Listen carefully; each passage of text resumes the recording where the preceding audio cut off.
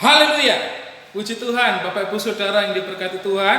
Saya ucapkan shalom kepada Bapak Ibu Saudara semua dimanapun kita berada. Saya berdoa kita semua tetap dalam lindungan Tuhan, kita semua tetap dalam berkat Tuhan, kita tetap dalam anugerah demi anugerah Tuhan. Dan Tuhan tetap mengaruniakan kepada kita semua kesabaran, tetap mengaruniakan kita juga kerendahan hati, tetap mengaruniakan kepada kita sekalian kebijaksanaan untuk kita boleh melalui hari-hari yang mungkin sulit seperti sekarang ini. Ada nasihat firman Tuhan yang baik, yang rindu untuk saya bagikan kepada Bapak Ibu Saudara semua dimanapun Bapak Ibu Saudara berada, untuk menyikapi hari-hari kita sekarang ini, yang sampai detik ini, sampai sekarang ini wabah corona masih harus berdampingan dengan kita. Bahkan dari beberapa pakar ada yang menyampaikan bila kita nanti akan terus hidup berdampingan dengan virus corona ini, sehingga kapan hari sempat disinggung oleh Bapak Presiden bahwa kita akan memulai suatu new normal, jadi normal yang baru. Tapi hal ini jangan sampai membuat kita takut, jangan sampai membuat kita menjadi khawatir untuk melangkah ke depan, tetapi biarlah kita tetap menyongsong hari depan yang penuh dengan harapan tadi, dengan tetap bersemangat. Karena kita memiliki Tuhan yang hebat, karena kita memiliki Tuhan yang dahsyat. Puji nama Tuhan. Ada nasihat firman Tuhan yang baik untuk bersama-sama kita renungkan hari ini, supaya kita boleh tetap bijaksana di dalam menyikapi situasi-situasi atau kondisi-kondisi seperti sekarang ini. Mari kita buka Alkitab kita dalam Kejadian pasal 26 ayat 1 sampai dengan yang ke-33. Tetapi kita hanya akan membaca pada ayat yang ke-12 saja. Kejadian pasal 26 ayat 1 sampai dengan 33, tetapi kita akan membaca pada ayat yang ke-12 saja. Firman Tuhan berbunyi demikian. Maka menaburlah Ishak di tanah itu, dan dalam tahun itu juga ia mendapat hasil 100 kali lipat, sebab ia diberkati Tuhan. Amin firman Tuhan. Bapak Ibu Saudara yang dikasihi oleh Tuhan, kalau kita bersama-sama memperhatikan dari ayat ini, Ishak dikatakan di dalam ayat ini tadi dia menabur. Lah, ketika dia menabur, firman Tuhan katakan maka dia berhasil 100 kali lipat karena Ishak diberkati oleh Tuhan. Nah, seringkali kita mungkin mendengar berita ini, kemudian dikait-kaitkan istilah menabur di sini dengan memberikan persembahan. Saya mau sampaikan bahwa menabur dengan memberi persembahan itu sesuatu hal yang berbeda. Orang yang memberikan persembahan, dia tidak boleh mengharap bahwa Tuhan akan memberkati dia. Karena konsep orang yang memberi persembahan adalah orang tersebut telah diberikan anugerah oleh Tuhan. Sehingga ketika dia memberikan persembahan, itu adalah suatu ucapan syukur. Ucapan syukur kepada Tuhan karena dia telah menerima berkat dari Tuhan. Sementara kalau orang menabur itu berbeda dengan memberi persembahan. Karena kenapa? Ketika orang menabur, dia melakukannya dengan suatu harapan nanti dia akan menuai. Dan tuaiannya tadi firman Tuhan katakan bisa 100 kali lipat, seperti pengalaman daripada Ishak. Dalam kondisi-kondisi kita seperti ini, kadangkala ada ajaran-ajaran yang menyuruh saudara dan saya untuk apa? Menabur dalam pengertian di rumah Tuhan. Itu adalah suatu cara yang keliru. Karena kenapa? Ketika saudara menabur di rumah Tuhan, dalam konsep kita memberikan persembahan kepada Tuhan, maka saudara tidak akan memiliki suatu etikat atau niat yang baik di dalam memberikan persembahan. Memberikan persembahan tadi sebagai wujud terima kasih kita, sebagai wujud ucapan syukur, menjadi sesuatu atau ajang untuk kita mengharapkan sesuatu dari Tuhan. Kita harus tahu bahwa memberi persembahan karena kita telah menerima berkat dari Tuhan, terutama berkat keselamatan itu. Sehingga kalau kita katakan menabur, saudara tidak menabur di rumah Tuhan, tetapi saudara harus berusaha dengan talenta, dengan potensi yang saudara dan saya miliki. Untuk apa? Untuk kita maksimalkan, supaya kehidupan kita boleh benar-benar menjadi berkat bagi sekeliling kita. Sehingga keberadaan kita boleh memuliakan nama Tuhan. Karena kenapa? Kesaksian hidup yang kita bangun. Kalau kita membaca keseluruhan daripada Kejadian pasal 26 ayat 1 sampai dengan yang ke-33, kita melihat bersama-sama bahwa Ishak memiliki suatu pengalaman-pengalaman yang menarik. Bagaimana Ishak diberkati Tuhan di tengah kondisi yang buruk. Kalau kita memperhatikan dalam ayat yang ke-1 dalam pasal yang ke-26 ini, di negeri di mana Ishak tinggal sebelumnya, yaitu negeri warisan daripada Abraham bapaknya, terjadi kelaparan. Sehingga Ishak harus pergi dari negeri itu dan dia menetap di Gerar, di negeri orang Filistin. Hal yang pertama perlu kita pelajari di sini supaya kita tetap bisa survive dalam keadaan kita yang buruk atau dalam keadaan atau dalam kondisi kita yang saat ini sedang kurang baik. Hal yang pertama yang harus kita lakukan seperti yang Ishak lakukan, yaitu kita harus belajar hidup realistis. Hidup realistis. Apa yang dilakukan Ishak di sini? Kalau kita melihat, realistis adalah sebuah kondisi di mana seseorang itu merasa sudah tidak harus berjuang pada prinsip dasarnya. Sehingga seseorang tersebut harus mampu dan mau berinovasi untuk melangkah dari zonanya. Dia harus berani untuk melangkahkan kakinya keluar dari setiap patron yang ada. Di dalam hal ini realistis itu penting. Ishak berpikir realistis. Dalam keadaan yang sedang tidak menentu, dia kemudian berekspansi. Dia kemudian berani untuk keluar dari negeri yang menjadi warisan dari orang tuanya. Dia pergi untuk apa? Untuk dia berjuang memperjuangkan kehidupannya. Dia tidak lantas kemudian ya sudahlah aku biarlah mati di sini. Di negeri yang sudah dijanjikan oleh Tuhan kepada keturunan daripada orang tuaku, kepadaku dan lain sebagainya. Bapak Ibu Saudara yang dikasihi Tuhan, kita harus melihat di sini suatu sikap yang realistis yang ditunjukkan oleh Ishak untuk dia melihat keadaan sekitarnya, kemudian dia berinovasi untuk melangkah ke hal yang lebih baik. Pada kondisi sekarang ini kita juga mengalami yang sama dalam kondisi-kondisi yang kita hadapi dalam pandemi virus COVID-19 ini. Kita harus belajar untuk menjadi orang yang realistis kepada keadaan. Kalau memang di sekitar kita banyak virus, tetap menjadi orang yang taat untuk menggunakan masker, sering cuci tangan. Kemudian kita juga belajar untuk menjaga imunitas tubuh kita, makan makanan yang bergizi, bukan makan apa yang kita sukai. Tetapi belajar untuk kita mengatur pola hidup kita. Untuk apa? Untuk tetap menjaga kesehatan kita. Jangan kita menjadi orang yang naif. Mentang-mentang kita memiliki iman, lantas kita menantang segala macam perkara.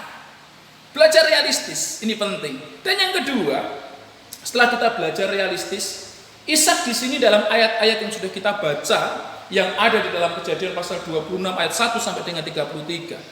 Ishak juga mengajarkan kepada kita semua untuk apa? Kita tetap idealis di dalam iman kita.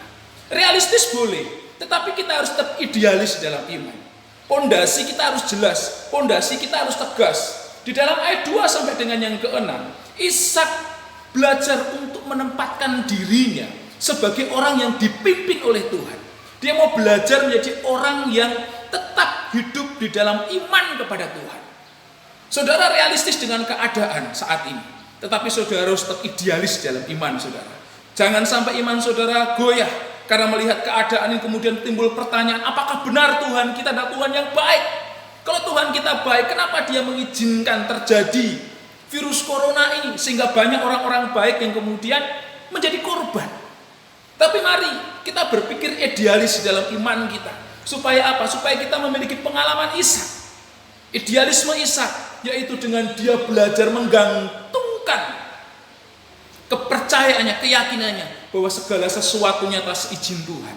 Dan kalau Tuhan mengizinkan segala sesuatunya, maka Tuhan pun juga mengizinkan akan ada jalan keluar dalam setiap persoalan-persoalan yang dihadapi. Yang pertama tadi, kita tetap menjadi orang yang realistis. Yang kedua, kita menjadi orang idealis. Dan yang ketiga, supaya kita bisa tetap survive di dalam keadaan kita seperti sekarang ini, yaitu dengan kita menjadi orang yang optimis. Optimis. Nah, kata optimis di sini memiliki suatu makna, yaitu paham atau keyakinan atas segala sesuatu dari segi yang baik dan menyenangkan, dan sikap yang selalu mempunyai harapan baik dari segala hal.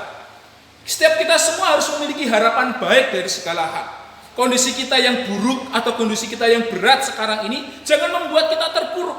Tapi mari kita semua bangkit, kita semua optimis menapaki hari-hari yang kita lalui. Bahkan kita optimis bahwa hari depan yang Tuhan sediakan bagi kita adalah hari depan yang penuh dengan harapan.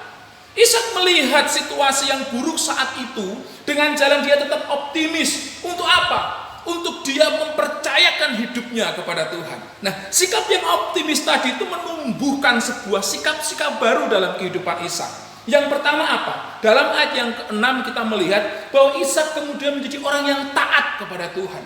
Ayat ke-6 firman Tuhan katakan, jadi tinggallah Ishak di Gerar. Pernyataan jadi tinggallah Ishak di Gerar di sini berbicara tentang bagaimana Ishak melakukan apa yang menjadi perintah Tuhan. Tuhan menghendaki dia tinggal di situ, jangan pergi ke Mesir, tapi biarlah engkau tinggal di Gerar, di negeri orang Filistin, di tempat Abimelek.